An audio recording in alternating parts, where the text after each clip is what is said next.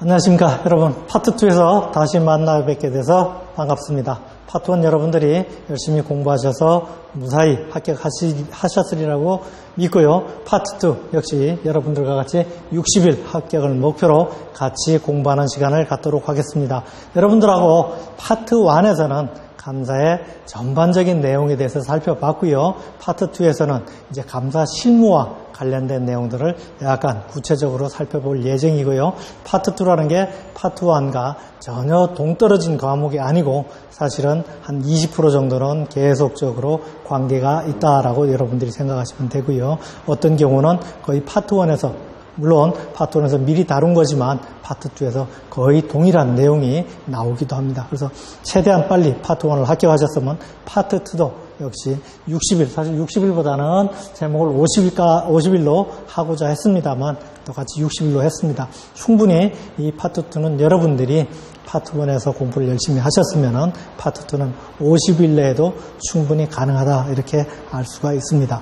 다만 여러분들이 파트 2를 공부하실 때는 사람에 따라서 1이 쉽다, 2가 쉽다 또는 1이 어렵다, 2가 어렵다 하시는 분들이 있습니다. 특히 감사 실무를 조금 안 하신 분들은 파트 2가 약간 어려운 감도 있고요. 또 파트 1에서 조금 일반적인 내용을 물었다면 파트 2에서는 조금 깊숙하게 물어본다라고 여러분들이 생각하시고 공부를 진행하시면 되겠습니다. 자, 파트 2에서는 내부 감사 기능의 일반적 내용에 대해서 약 40% 내지 50%가 출제가 되고요. 개별 감사 업무 관리 파트에서 역시 40-50% 정도가 나오고요. 즉, 감사의 계획부터 결과 보고 모니터링까지 전 과정, 그리고 어떻게 보면 파트 1은 이쪽 일장 부분은 여러분들이 감사에서도 또 파트 2에서도 일반적인 부분이다 할 수 있고요. 그 다음에 3장에서는 부정, 우리가 파트 1에서 열심히 공부하셨던 그 내용, 거의 동일한 내용이 출제가 된다 이렇게 여러분들이 알고 계시면 되겠습니다. 자, 먼저 내부감사의 전략적 및 운용적 역할이다 해서 역시 1장에서는 가장 파트 2의 가장 일반적인 내용을 다루고 있다. 그래서 첫 번째 나오는 테마가 이제 변화관리부터 시작이 되도록 하겠습니다. 자, 변화관리. 우리가 파트 2에서 가장 먼저 변화관리, 경영학도 아닌데 왜 변화관리를 가장 먼저 다루고 있는지를 여러분들이 한번 생각해 볼 필요가 있습니다. 감사라는 것은 단순하게 지적을 하고 그것으로 끝나는 게 아니죠. 감사를 했으면 그거에 대해서 시정사항이라든지 개선사항이라든지 여러 가지 감사 결과 도출된 내용들이 그걸로 끝나는 게 아니고 그것이 기업에서 계속적인 변화를 거쳐서 그것이 정착되도록 안정화되도록 하는 그러한 절차가 필요하게 되죠. 그래서 감사로서 끝나는 게 아니고 그 감사 결과가 기업에 영향을 미치고 기업을 변화시키는 그런 내용이 되기 때문에 첫 번째에서 가장 먼저 다루는 게 변화관리다 할 수가 있습니다. 자, 그래서 변화관리에 대해서 살펴보도록 하겠습니다. 자, 변화관리는 모든 기업에게 특히 중요한데요. 변화와 안정의 균형은 조직이 성장하는 데 필요하다. 변화하고 그 다음에 그 변화된 내용이 안정적으로 기업에 적용이 될 때 상당히 중요하다. 이렇게 생각이 되고요. 그래서 조직적인 변화는 변화 에이전트에서 아무나 그냥 대충 저절로 변화되는 게 아니고 에이전트를 통해서 수행이 되는데 그 에이전트에는 관리자나 종업원, 컨설턴트들이 포함된다. 우리가 일반적으로 아는 것은 컨설턴트를 통해서 우리가 변화를 이룬다고 하지만 실질적으로 관리자나 기업의 관리자나 종업원들도 변화 에이전트로 활용을 할 수가 있다라고 여러분들이 기억을 하시면 되겠습니다. 자, 다음 변화의 종류, 어떠한 변화가 있느냐. 그래서 역시 세 가지가 나오는데요. 여러분들이 잘 알아두시기 바랍니다. 자, 첫 번째 변화의 종류 중에 첫 번째 문화적인 변화. 자, 문화적인 변화는 태도 및 마음 자세의 변화다 이렇게 할 수도 있고요. 그래서 전사적 품질 경영 TQM 등을 통한 접근법을 우리가 적용해서 변화를 계획할 때 주로 문화적인 변화를 목적으로 하는 것이다. 자, 크게 어렵지 않고요. 두 번째, 상품 변화. 역시 상품의 물리적 속성 및 요까지는 어렵지가 않은데요. 여러분들이 약간 혼동되시는 분이 고객에 대한 유용성의 변화, 요것도 상품 변화라는 걸 꼭 기억하시기 바랍니다. 문화적 변화, 상품 변화, 구조적 변화에서 상품 변화의 물리적 뿐만 아니라 고객에 대한 유용성이 변화도 상품 변화에 속한다는 걸 알고 계시고요. 구조적 변화는 조직의 시스템 또는 구조의 변화에서 여러분들이 제목과 내용이 충분히 1:1 매칭이 가능하지만 상품 변화에서 고객에 대한 유용성의 변화도 상품 변화에 속한다는 거 여러분들이 꼭 기억하시기 바랍니다. 다음은 변화에 대한 직원들의 반응입니다. 자, 갖은 변화들이 계속적으로 기업에서 여러 환경이라든지 또는 그 환경에 맞추기 위한 조직들이 많은 변화를 꾀하는데요. 자, 그런 변화가 발생했을 때 조직의 직원들은 어떻게 반응하냐? 그래서 변화를 좋아할 때와 변화를 두려워할 때. 그런데 사실 변화를 좋아하는 경우는 별로 없겠죠. 대체적으로 변화를 두려워하는 거 여러분들이 잘 살펴보시고요. 자, 변화를 좋아할 때는 우리가 변화해야 되겠다. 반드시 그런 공감대가 형성됐을 때는 자, 변화하면 변화만 하면 엄청나게 개선이 되고 좋아질 줄 알고 사실은 변화를 좋아하겠죠. 그래서 지나치게 낙관을 합니다. 그러지만 실질적으로 낙관을 했는데 막상 변화의 과정에 들어가다 보면 그것이 현실적으로 괴리가 상당히 있을 수가 있겠죠. 자, 그러다 보니까 현실적으로 다시 점검을 하게 된다. 이게 아닌가 봐요 하고 우리가 현실적 점검을 하고 그 다음에 건설적인 조정 과정을 통해서 우리가 변화를 좋아할 때는 저런 과정을 통해서 변화를 합니다. 그런데 일반적으로 대체적으로 변화가 다가올 때는 변화를 두려워할 수밖에 없는 현실입니다. 자, 그러다 보니까 잘못된 만남에서 이제 변화가 시작되겠죠. 자, 우리가 변화하기 싫은데 어쨌든 잘못된 출발이 되고요. 그 다음에 그럼에도 불구하고 변화가 지속적으로 이루어진다면 변화에 대한 조소 또는 농담 과정이 발생하게 됩니다. 예를 들어서 호박에 줄 긋는다고 수박 되느냐, 우리는 엽전이다, 뭐 이런 식으로 자기 자신들을, 자기 조직을 비하하는 그런 변화에 대한 조소가 있을 수가 있고요. 자, 그럼에도 불구하고 계속적으로 변화는 진행되고 회사에서 밀어붙이기 때문에 그 다음엔 가긴 가야 하나 봐 하고 의심과 불안감 단계를 거치고요. 그 다음에 자, 어쩔 수 없이 우리가 아무리 힘들더라도 이 과정은 거쳐야 된다 했을 때 자, 공감대가 형성되고 그 다음에 건설적인 조정을 거친다. 이렇게 5단계를 거쳐서 변화를 두려워할 때는 이 5단계를 거쳐서 변화가 이루어진다 정도 여러분들이 알고 계시기 바랍니다.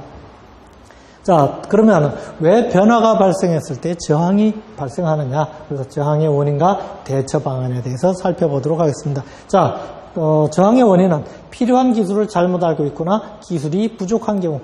자, 우리가 사실 필요한데 그게 필요 없다고 느끼거나 내지는 그 기술이 실질적으로 부족함에도 불구하고 내가 감당이 안 된다든지 했을 때 우리가 저항을 하고요. 자, 경영진과 충돌이 있거나 신뢰하지 못할 경우에도 저항이 발생합니다. 그리고 변화가 강요될 때 감정적인 반응이 생기게 되죠. 자, 우리나라 사람들은 주로 하던 일도 멍석 깔아놓으면 알았나. 자, 변화라는 게 꼭 필요한 건 알지만 그게 남이 할 때는 당연한 거지만 내가 할 때는 싫다는 얘기죠. 그리고 더군다나 경영진이 강제적으로 끌고 나갈 때는 그에 대한 반발이 생기고요. 자, 그리고 시점이 안 좋다든지 좀 뭐 상황이 좋다든지 그럴 때 변화를 하면 좋은데 꼭 변화가 요구될 때는 변혁이 요구될 때는 상황이 가장 안 좋을 때 변화가 시작될 수밖에 없는 거죠. 왜? 그 안 좋은 상황을 깨뜨리기 위해서 우리가 변화를 시도하기 때문에 대체적으로 저항의 원인은 이 정도 살펴보시고요. 자, 그 다음에 종업원의 니즈에 대한 무건감. 우리가 지금 상당히 필요함에도 불구하고 우리가 뜨거운 물 속에 있는 깨구리처럼 이 물이 계속적으로 뜨거워짐에도 불구하고 그 인식을 못하는 거죠. 자, 그 다음에 종업원의 지위 및 직업 안정에 대한 위협으로 인식. 자, 그런 변화가 생겼을 때 내가 잘린다든지 내가 또 다른 데 전출을 가야 된다든지 이런 위협으로 인식할 수도 있고요.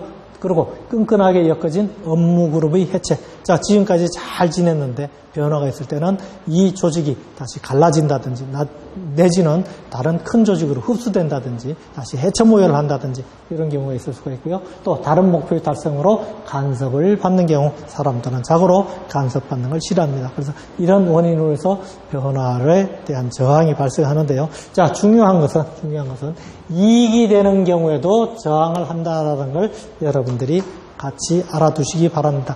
분명히 변화를 했으면 종업원한테 더 유익한 일이 생김에도 불구하고 이익이, 본인한테 이익이 생기는 경우에도 저항을 한다는 거 여러분들이 알아두시기 바랍니다.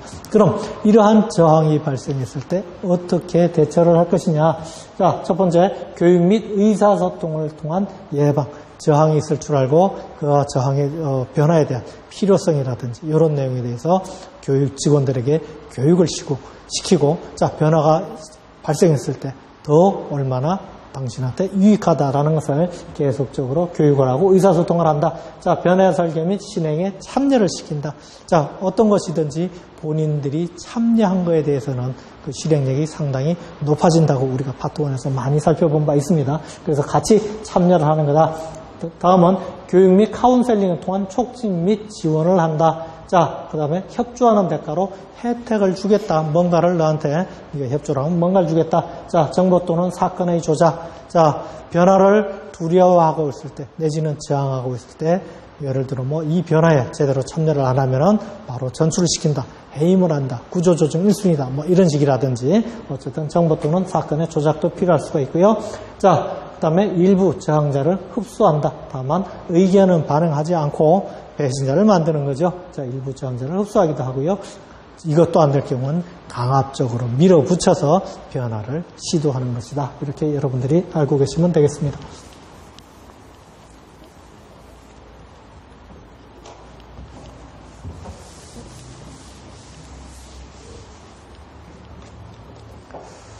자, 그럼 이런 변화 과정에서 내부 감사인에게 요구되는 대인관계 기술. 자, 분명히 이거는 물론 큰 조직적인 변화에 관련된 내용이지만 지금 감사와 관련해서 우리가 감사 결과를 통해서 조직을 변화시키고자 하는 것이기 때문에 내부 감사인에게 대인관계 기술이 많이 요구된다. 자, 그래서 내부 감사 분서는 변화에 대해서 촉매제 역할을 활동함으로써 조직에 가치를 부과할 수가 있다. 결국 내부 감사의 목적이 조직에 가치를 부과하는 거죠. 그래서 다음과 같은 대인관계 기술이 필요한다. 자, 첫 번째, 변화를 주도하고 사람들을 동참시키도록 한다. 단계 및 일정을 포함해서 변화 전략을 개발하기도 한다. 자, 감사 결과 개선사항이라든지 시정사항이 발생했으면 그것을 직원들에게 설득을 시키고 동참을 시킬 수 있어야 되겠죠. 자, 타인에게 기대되는 변화를 모델링한다. 그래서 모델을 보여주고 이렇게 하는 것이 좋다라고 보여줘야 되겠죠. 자, 잠재적 장벽 및 변화 주도를 위한 자원을 정확하게 측정한다. 우리가 그런 것을 알고 있어야 현실적으로 우리가 개선할 수 없고 변화시킬 수 없는 내용을 변화를 하라고 하면 안 되는 거죠. 그래서 잠재적 장벽이 있는지 그런 변화 주도를 위한 자원을 정확하게 우리가 측정해야 되고요. 자, 자원을 제공하고 장벽을 제거하면 또 변화를 주도하는 자로서 우리가 행동을 해야 된다. 업무 효율성을 유지하고 변화하는 환경에 적극적으로 대처한다. 만약 현재 전략이 적절하지 않으면 신속하게 전략을 수정한다. 우리 현실에 맞지 않는다든지 우리 회사에 우리가 도저히 불가능하다든지 할 경우에는 바로 전략을 수정하고요. 변화 프로세스 동안 관심을 갖고 방향을 계속적으로 지시해야 되고 새로운 아이디어라든지 시스템, 절차를 제공하고요. 자, 창의적인 생각으로 적절한 행동을 하여 변화하는 환경에 빠르게 대응할 수 있어야 되고 변화 욕구를 지원하고요. 환경 및 업무에서 변화 이유를 이해하는 단계를 밟고 결정과 행동이 불명확하더라도 운영을 일단 가는 거고요. 스트레스에 적극적으로 대응할 수 있어야 된다. 그래서 이 부분에 대해서는 크게 어렵지가 않으니까 여러분들이 상식적인 점에서 그 정도 수준에서 여러분들이 쭉 읽어보시고 이해를 하시기 바랍니다. 자, 그럼 계획된 변화를 어떤 모델을 통해서 우리가 변화 과정을 시행을 할 것이냐. 자, 그래서 켈트 레빈의 프로세스 모델부터 살펴보도록 하겠습니다. 자, 변화라는 것이 어떠한 과정을 겪느냐. 그래서 켈트 레빈이 해빙, 변화, 재동결이다. 일단은 우리가 어떤 변화를 할 때 풀어줘야 되겠죠. 딱딱한 상태로 있으면 예를 들어 얼음이 물로 변화가 될 수가 없겠죠. 그러니까 일단은 녹아서 또 그런 분위기가 형성돼야 되고 해빙이 되고 그 다음에 변화가 되고 자, 변화가 된 다음에 다시 원위치로 돌아가면 안 되고 그 변화가 변화된 상태로 계속 머물러 있어야 되겠죠. 다시 재동결입니다. 그래서 해빙은 진단 단계에서 종업원이 변화에 대처하게 하고 저항을 없애는 변화 전략의 선택을 포함하는데요. 어쨌든 지금 있는 것을 지금 하던 것을 우리가 변화시키고 거기서 깰 수 있는 그런 해빙이 돼야 되고, 그 다음에 변화, 현재 상황에 개입해서 상황을 변경시키고, 변경한 것으로 끝나면 안 되고, 한 번 변화되고 그걸로 끝나는 게 아니라 그 변화된 과정이, 개선된 과정이 계속적으로 앞으로도 유지가 돼야 된다 해서 재동결입니다. 그래서 사후관리 단계라고 볼 수 있고요. 변화를 상대적으로 영구적이게 하게 해서 과거 습관이 다시 나타나지 않도록 그것을 고착화시키는 거죠. 그래서 해빙, 변화, 재동결 과정. 이제 경영학에서 많이 보셨죠. 자, 두 번째, 지속적인 변화 프로세스 모델이다. 자, 말 그대로 지속적이죠. 변화는 상시적이고 계속적으로 프로세스가 계획적으로 수행되게 하기 위해서 종종 변화 에이전트를 필요로 하고, 에이전트는 다음중 B에서 2단계까지 계속적으로 조정을 한다. 그래서 변화의 힘은 계속적으로 누적돼 가는 거죠. 처음엔 서서히 변화의 물결이 오다가 나중에는 파도처럼 몰려오겠죠. 자, 조직은 문제의 존재를 인식하고 그것을 정의하고, 일단은 뭐가 문제인지를 알아야지 내가 뭐가 문제인지조차도 모른다는 걸 우리가 보통 X제곱이라고 그러죠. 뭘 모르는지조차도 모르면 안 되죠. 그래서 우리의 문제가 뭔지, 어떤 것을 변화시켜야 되는지를 알아야 되니까 조직은 문제의 존재를 인식하고 그것을 정의하고요. 자, 문제는 조직의 문제 해결 프로세스로 처리하고, 그래서 이 문제가 발생했을 때 그것을 문제 해결 프로세스를 통해서 처리하고 변화가 실행되고요. 그 다음에 실행의 성공은 측정되고 평가가 돼야 된다. 우리가 성공을 했는지, 변화가 됐는지 안 했는지 우리가 확인을 못해서는 안 되겠죠. 그래서 뭐 크게 어렵지 않으니까 부담 없이 읽어보시기 바랍니다. 자, 다음은 조직개발, 역시 경영학에 나오는 개념이죠. 자, 조직개발이 뭐냐? 자, 행동과학 지식을 이용해서 조직개발은 장기적이고 체계적인 조직의 변화관리 접근법이고 탑다운 접근법이다라는 거 여러분들이 기억하시기 바랍니다. 그래서 조직개발은 행동과학 지식을 이용한다. 행동과학 지식을 이용하는데, 자, 어떻다? 장기적이고 체계적이고, 그리고 탑다운 접근법을 이용한다라는 거 기억하고 계시고요. 자, 조직의 과정에 계획적으로 개입하고요. 계획적으로 개입해서 조직의 인간적인 측면을 최대한 개발해서 조직의 유효성을 높이는데 초점을 두는 방법이 조직개발 방법이다라는 거 여러분들이 잘 알고 계시기 바랍니다. 자, 조직개발의 성격은 변화는 계획되고 신중해야 된다. 일단 변화시키고 난 다음에 이 산에 올랐다. 이 산이 아닌가 봐요 하고 저 사람은 돌격 앞으로 하다 보면은 이게 조직의 피로도도 상당히 높아지고요. 조직의 변화에 대한 저항도 상당히 커지겠죠. 그래서 계획적이고 신중하게 해야 되고요. 자, 변화는 실질적으로 조직을 개선하기 위해서 하는 것이지, 그리고 규제적인 요건으로 강제된 변화 또는 경영진의 경영에 따라 단순한 변화는 포함되지 않는다. 법에서 규제적인 요건으로 내지는 경영진의 취향에 따라서 하는 건 이 조직개발이 아니다. 변화는 실질적으로 조직을 개선할 수 있는 그런 것이 조직개발이다. 자, 변화는 조직행동 및 그룹심리와 같은 행동과학에서 우리가 행동과학 지식을 이용한다 그랬죠? 역시 행동과학에서 발견한 사항들을 활용해서 실행하는 것이 우리 조직개발이다. 자, 조직개발의 목표. 조직적인 목적에 대한 감각을 심화시키고 그것을 직원들과 공유해야 되지. 그들만의 리그가 돼서는 안 된다는 얘기죠. 자, 그리고 대인신뢰, 의사소통, 협동 및 지원을 홍보해야 되고요. 자, 문제 해결 접근을 장려하고 만족스러운 작업 경험을 개발하고 개인적인 책임을 증가시키고 변화 의욕을 격려한다. 좋은 얘기 다 들어갔습니다. 그래서 여러분들이 일단 개념 정확히 알고 계시고요. 목표도 여러분들이 하나하나 읽어가시면서 조직개발이 아닌 것은 나름대로 살펴주시기 바랍니다.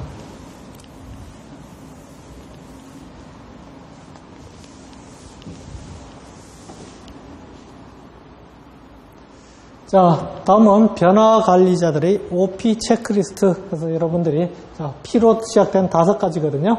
자, 그래서 준비하고, 우리가 변화를 준비해야 되겠죠? 그럼 변화를 준비하는데 목적이 뭐냐? 목적을 우리가 정확히 파악하고 참여를 시키고, 그래서 진행을 하고, 그 다음에 재동결 과정이죠. 말하자면 지속.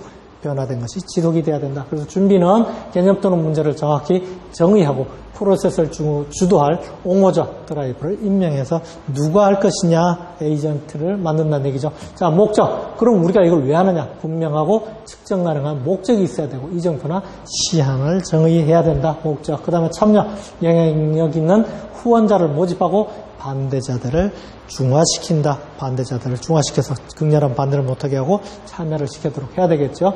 자, 그 다음에 이제 진행을 계속적으로 지원을 지속시키고 장애물을 회피하거나 극복하는 일을 계속적으로 병행하고요. 지속 다 끝난 다음에 그것이 변화된 내용이 지속되도록 해야 된다. 긴박감을 유지하고 조바심을 떨치고 기대를 현실적으로 계속적으로 유지할 수 있는 5가지 OP 여러분들 잘 살펴보시기 바랍니다. 자, 그 다음에 네들러와 투시먼의 모형에서 조직 변화가 어떻게 분류가 되느냐. 자, 조직 변화를 할 때 변화의 범위가 점진적이냐, 혁신적이냐, 급진적이냐, 또 변화의 성격이 우리가 다 예상되는 것이냐, 아니면은 옆집이 한 상태에서 내가 어떻게 반응을 할 것이냐, 그래서 반응적이냐. 그래서 자, 변화의 범위가 점진적으로 변화하고, 근데 변화가 다 예상되고 있더라, 누구나 그렇게 하고 있더라, 그러면은 그때 하는 전략은 조율이다, 조율. 그래서 예방정비라든지 지속적으로 개선을 해나가면 되겠다. 누구나 예측 가능한 거죠. 자, 근데 변화의 범위가 혁신적으로 변화해요. 그런데 어느 정도 예상이 돼. 급격하게 변화가 예상될 때 우리가 혁신적으로, 그럼 확실하게 어떤 전향이라는 전략을 쓰고요. 예를 들어 패스트푸드점의 백화점 입지입니다. 혁신적으로 과연 백화점에서는 우리가 뭐만 팔았죠? 옛날에는 옷만 팔았어요. 내지는 비싼, 값비싼 그런 시계라든지 화장품 이런 것만 팔았는데 이제는 백화점에 푸드코드가 생겼죠. 옛날에 와서 물건만 사러 왔지만 이제는 백화점이 문화공간이 되고 거기서 사람을 만나고 쇼핑을 하고 쉬고 그 다음에 편안하게 있다 갈 수 있는 그런 장소로 아주 혁신적으로, 과거에는 백화점에 푸드코드가 없었죠. 그런데 더군다나 패스트푸드가 백화점에 입점하더라. 이게 혁신적으로 변한 거죠.